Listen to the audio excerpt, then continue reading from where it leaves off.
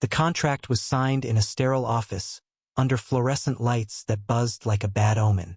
I, Ethan Caldwell, sat across from Lucas Bennett, my pen trembling as I scrawled my name on a document that bound us in a marriage neither of us wanted. By the time the ink dried, I was already drowning in the weight of my unspoken love for him.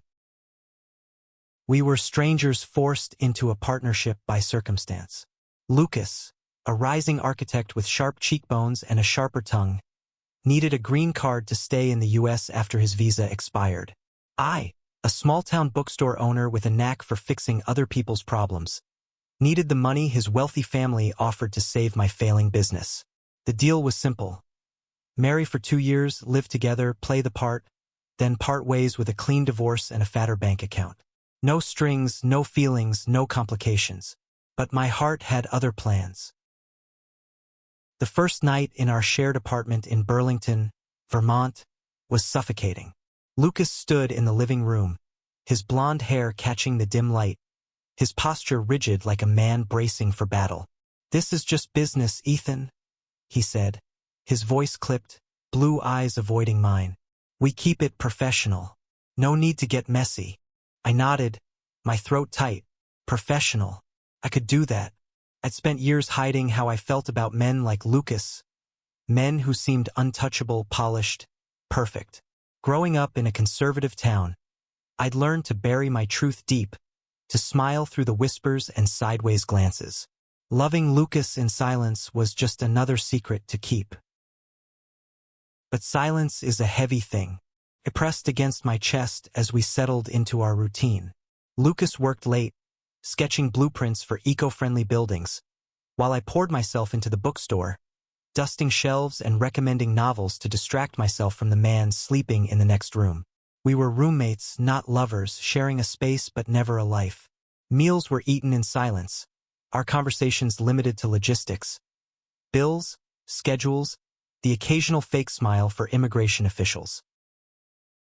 One night, 3 months in, I caught him staring at a photo on his phone, a candid shot of us at a staged, newlywed dinner for his family's lawyer. I was laughing, my hand resting on his arm, and he looked soft, almost human.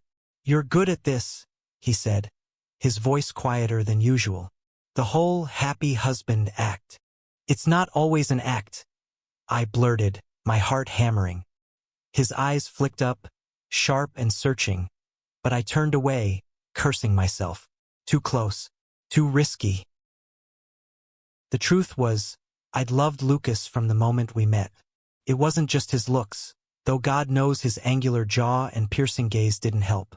It was the way he argued passionately about sustainable design, the way his rare smiles felt like a gift, the way he carried himself like he was always one step from breaking. I saw the cracks in his armor, the loneliness he hid behind his ambition, and I wanted to be the one to hold him together. But Lucas didn't do vulnerability.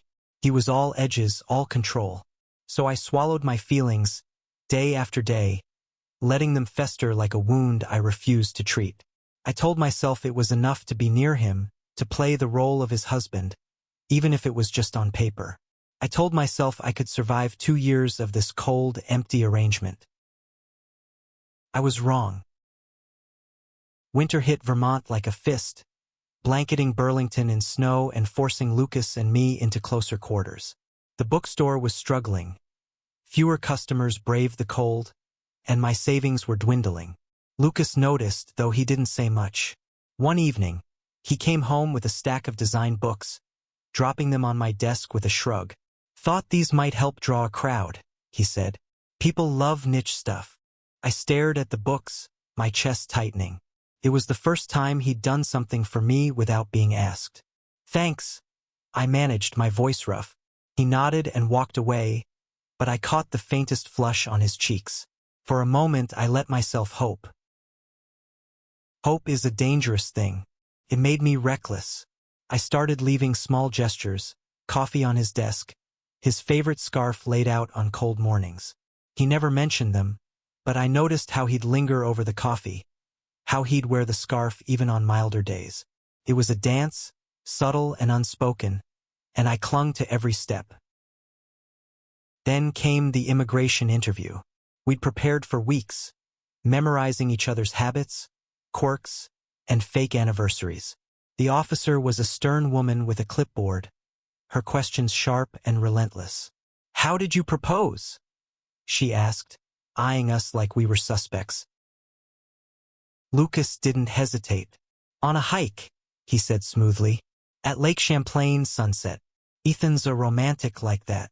His hand brushed mine under the table, and my breath caught. It was a lie, but the way he said it, the way his fingers lingered, felt real. We passed the interview, but the moment haunted me. That night, back at the apartment, I couldn't stop myself. "Why'd you say that?" I asked, my voice low. "The proposal story. You could have picked anything." He shrugged, but his eyes were guarded. "It sounded convincing, that's all." I wanted to scream that it wasn't just a story, that I'd have proposed to him 1,000 times in my head if I thought he'd say yes. Instead, I nodded and turned away, my heart a bruise that wouldn't heal. Spring brought change, or maybe it just exposed what was already there. Lucas started spending more time at home, sketching in the living room while I read. Sometimes he'd ask about the books I loved, his questions hesitant but genuine. I told him about The Great Gatsby, about longing for something just out of reach, and he listened, his pencil still, his eyes on me.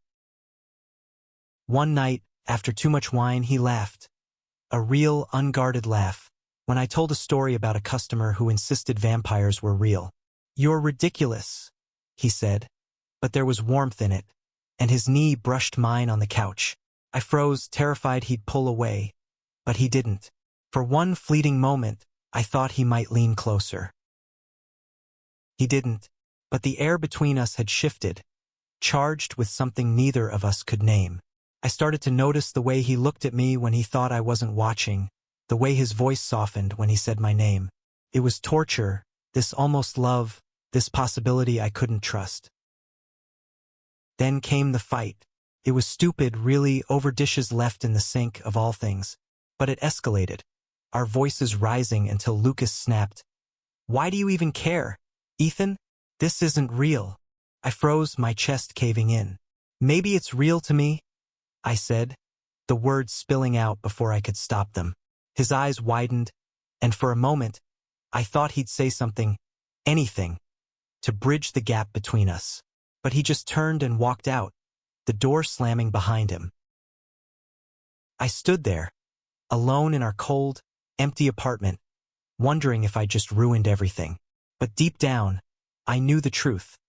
I couldn't keep living this lie, loving him in silence while he saw me as nothing more than a contract.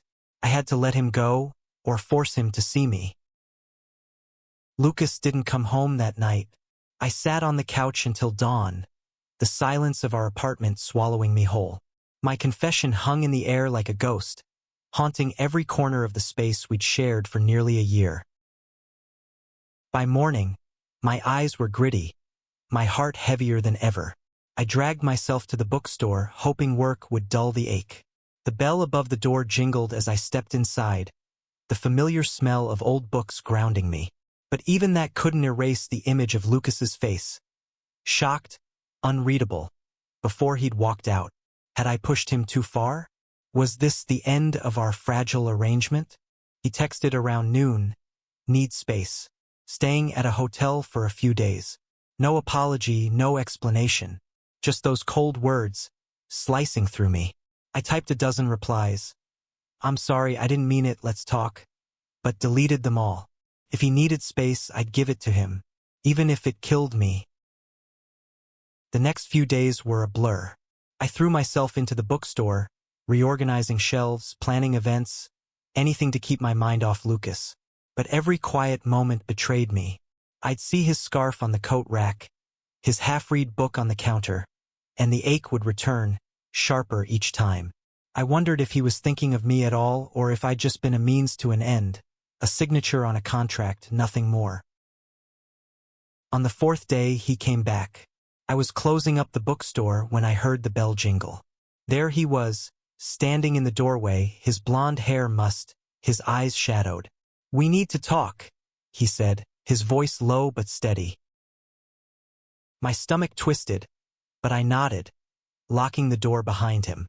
We sat at the small table in the back, surrounded by stacks of unsold novels. The irony wasn't lost on me. Here we were, two characters in a story that felt like it was spiraling toward a tragic end. "I didn't expect you to say that," he started, his fingers tracing the edge of the table. "About this being real for you."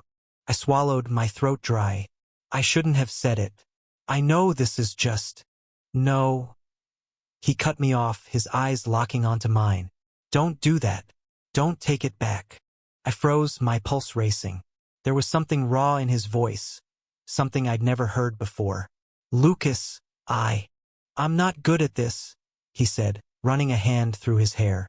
"Feelings, relationships, any of it. I've spent my whole life keeping people at arm's length. It's easier that way." I wanted to reach for him, to tell him I understood, but I stayed still, letting him speak. "When you said it was real for you, it scared me," he admitted. "Not because I don't care, but because I do. More than I should." My breath caught. Was he saying what I thought he was? Or was this just another moment I'd misread? Another flicker of hope I'd cling to only to be crushed? "I need time, Ethan," he said, his voice softer now, "to figure out what this is, what I feel. Can you give me that?" I nodded, even though every part of me wanted to beg him to stay, to choose me.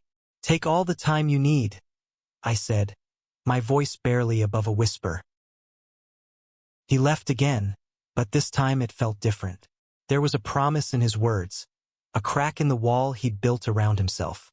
I clung to it, even as doubt gnawed at me. The weeks that followed were a tightrope walk. Lucas was back in the apartment, but there was a new tension between us, electric and fragile. We were careful with each other, like two people afraid to break something precious. He'd linger in the kitchen while I made coffee, ask about my day with a sincerity that made my heart stutter. I'd catch him watching me, his expression unreadable, and I'd wonder what he was searching for. One evening, he came home with a small, wrapped package. "For the bookstore," he said, handing it to me. Inside was a framed sketch of the shop's storefront, his precise lines capturing every detail: the faded sign, the crooked awning, the warmth of the lights inside. "Thought it might look good on the wall," he mumbled, avoiding my eyes. "It's perfect," I said, my voice thick. I hung it behind the counter, and every time I looked at it, I saw him, not just the architect, but the man who'd noticed something I loved and made it his own. Summer arrived, bringing tourists to Burlington and a brief reprieve for the bookstore. Lucas started joining me at community events, playing the part of the doting husband with an ease that felt less like an act. At a local art fair, he slipped his hand into mine as we walked through the stalls, his fingers warm and steady. "For appearances," he murmured, but he didn't let go, even when no one was watching. I lived for those moments, the brush of his shoulder, the way his laugh softened when it was just us. But I was still afraid. Afraid he'd wake up one day and decide this was too much, too real. Afraid the contract that bound us would be the thing that tore us apart. Then came the letter. It arrived on a humid August morning, official and ominous, from the immigration office.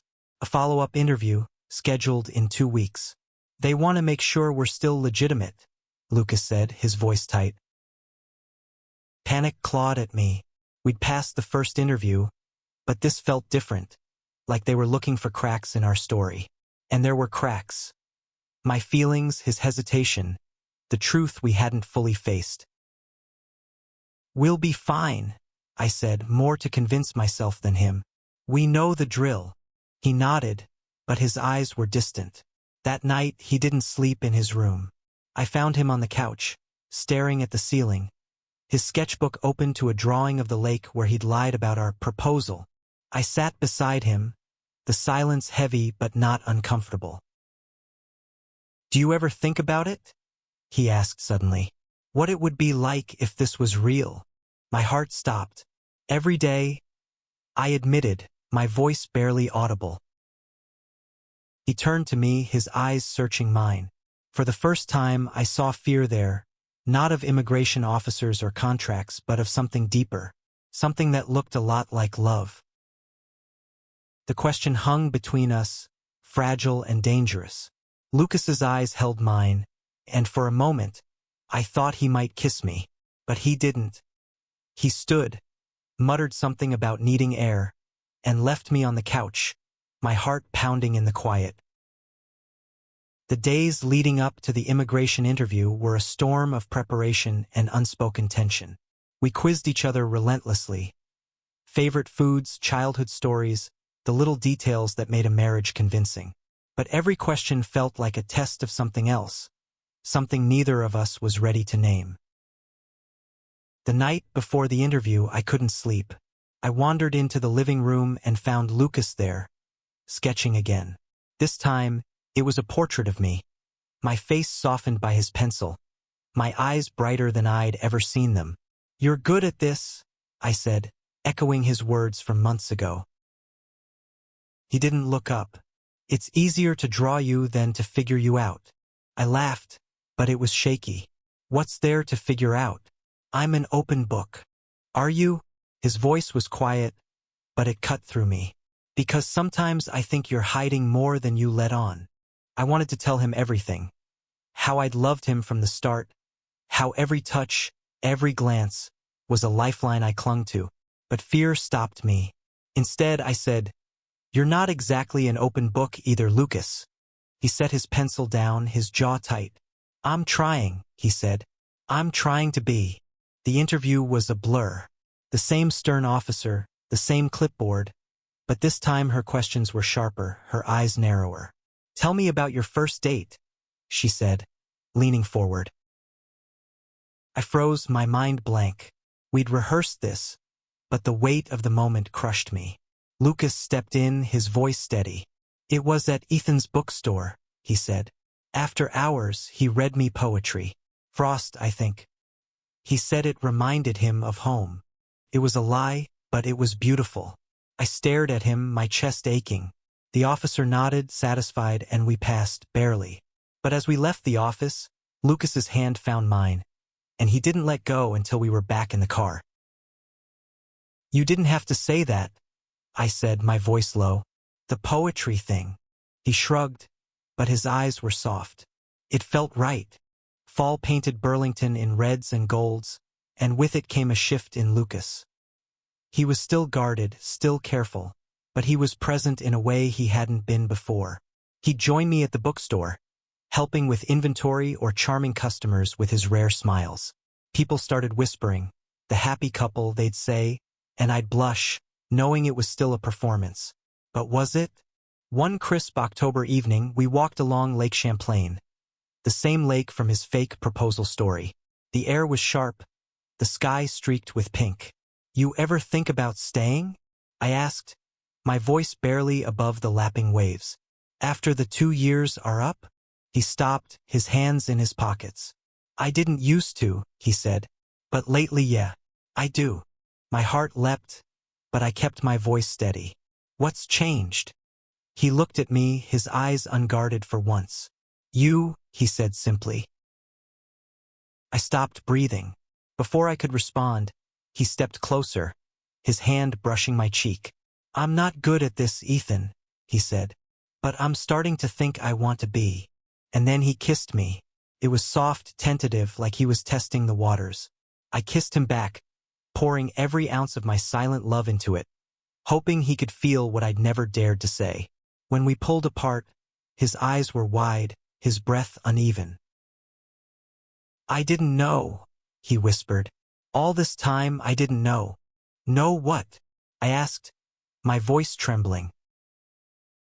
"How much you mean to me."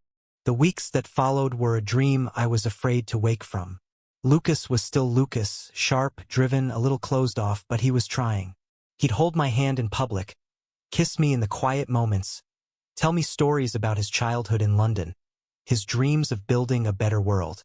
I fell harder, if that was even possible, but doubt lingered. Was this real for him, or was it just guilt, gratitude, obligation? The bookstore was thriving, thanks to Lucas's ideas and a new community reading series. One night, during a poetry reading, he stood up and read a piece he'd written, not about buildings or cities but about me, about finding home in someone else's eyes. The room applauded, but I couldn't hear it over the pounding of my heart. Later, as we cleaned up, I grabbed his hand. "You meant that?" I asked, my voice raw. "The poem?" He nodded, his thumb brushing over my knuckles. "Every word. But love, even new love, is never simple." A week later, I found a letter on his desk, from his family, offering him a job back in London. A dream job, one he'd talked about for years. My stomach dropped. The contract was nearing its end, and with it, the life we'd built. Would he stay for me, or was this always meant to be temporary? I didn't ask him, couldn't. Instead, I watched him, waiting for a sign, my heart caught between hope and dread. The letter sat like a bomb between us. Even if Lucas didn't know I'd seen it, I carried the weight of it through every smile, every touch, every quiet moment we shared. I wanted to ask him about it, to demand answers, but fear kept me silent. What if he chose London? What if I was just a chapter in his story, not the ending? Winter returned, colder and harsher than the year before. The bookstore was bustling with holiday shoppers, but I was distracted, my eyes always drifting to Lucas. He was different now, more open, more present, but I couldn't shake the feeling that he was slipping away.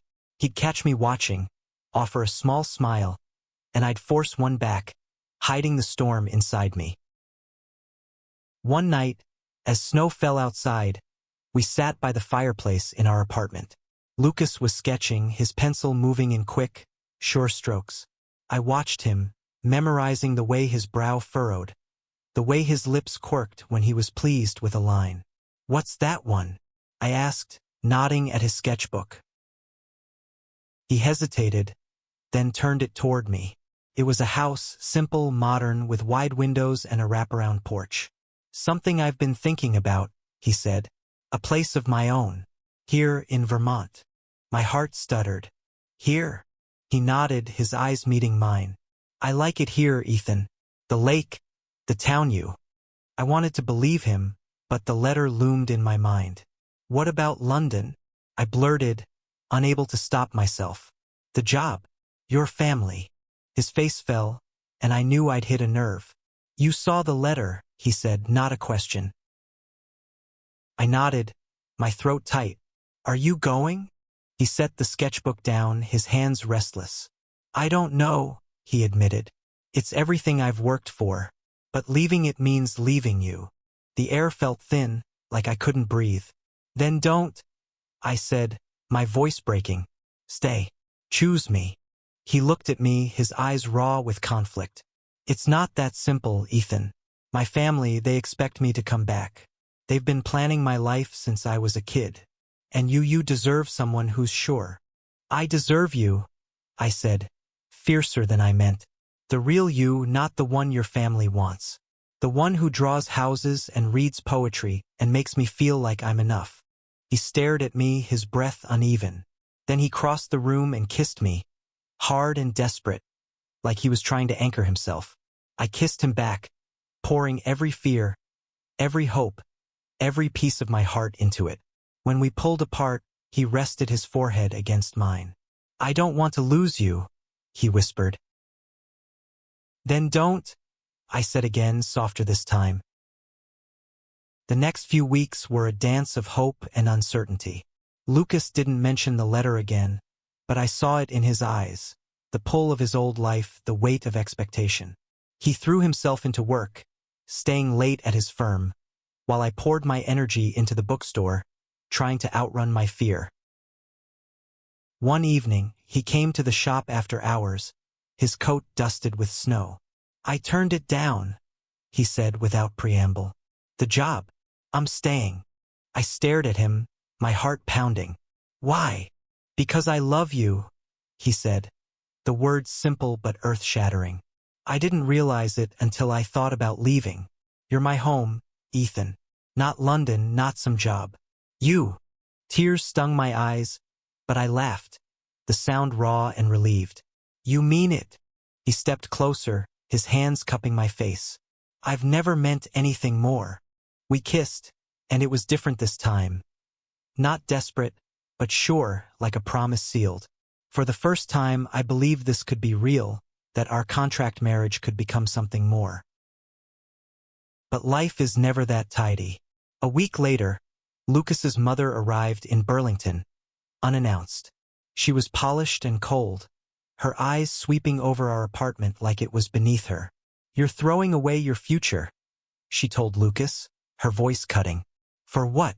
A bookstore clerk. I flinched, but Lucas's hand found mine, steady and firm. For love, he said, his voice unwavering. For a life I actually want. She left without another word, but the air felt charged, like we'd crossed a line we couldn't uncross. That night, Lucas held me tighter than ever, and I knew he'd made his choice. But doubt lingered. Would he regret it? Would I be enough? The contract's end loomed. A ticking clock that once felt like freedom but now felt like a threat. Lucas had chosen me, but love is a fragile thing, easily bruised by doubt and time. I wanted to trust him, to believe in the life we were building, but part of me still braced for the moment it would all unravel. Spring returned, softer this time, with buds on the trees and a warmth that mirrored the change in us. Lucas was different, lighter, like a man who'd shed a weight he'd carried too long. He'd started working on local projects, designing community spaces that made Burlington feel more like home. I watched him, marveling at the man he was becoming, the man who'd chosen me over a life planned for him. One evening, he took me to Lake Champlain, the place that had woven itself into our story. The sun was setting, painting the water in hues of gold. He stopped on the dock, his hand in mine, and pulled out a small box. My heart stopped. This isn't part of the contract, he said, his voice steady but soft. This is me, asking you to marry me. For real this time. Inside the box was a simple silver band, engraved with a tiny sketch of a house, the one from his sketchbook. Tears blurred my vision as I nodded, unable to speak. He slipped the ring onto my finger, and we kissed, the lake and sky bearing witness to a promise that felt like forever. The wedding was small, just us and a few friends from the bookstore, held in the shop's back room surrounded by books and fairy lights. Lucas read a vow he'd written, his voice breaking as he promised to build a life with me, not just a house. I vowed to love him loudly, no longer in silence, and the room cheered as we kissed, two men who'd found home in each other. But life doesn't end with a wedding. The bookstore thrived, but money was still tight. Lucas's family cut him off, their silence louder than words. There were nights when doubt crept in, when I wondered if I'd asked too much of him. But he'd catch my eye, pull me close, and whisper, "You're worth it," and I'd believe him. Years later, we stood in the house he'd designed, the one from his sketch, now real, with wide windows and a porch overlooking the lake. It was ours, built from love and choice, not a contract. Lucas wrapped his arms around me, his breath warm against my neck. "I didn't know I could be this happy," he said. I turned to him, my heart full. I always did. And as we stood there, the sun setting over the water, I realized our contract marriage had never been cold or empty. It had been the start of something real, something I'd loved silently until he loved me back.